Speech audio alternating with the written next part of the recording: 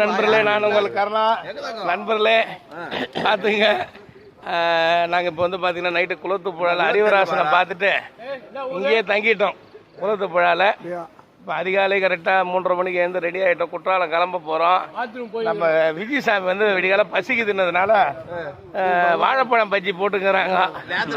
நேந்திரம்பழம் பஜ்ஜி சாப்பிட்டு அவனு நடம் பிடிக்கிறாரு. 3.50க்கலாம் அந்த கடைக்கார போட சொல்லி இப்போ நாங்கள் எல்லாருமே இவரால் சாப்பிட்ருக்கோம். நீங்களும் வாங்க. அந்த நேந்திரம்பழம் பஜ்ஜி வந்து சீக்கிரமா ஜீரணமாகாது. அதுக்காகவே லெமன் சோடாவும் சேர்த்து வாங்கி தரேன். ஏன்னா எங்க அப்பாவோட வளர்ப்பு, குருசாமியோட வளர்ப்பு அந்த மாரி. அவையே தரல வையப்பா. இதை சாப்பிட்டு யாரா இருக்குன்னா போது தெரியல. நன்றி, வணக்கம்.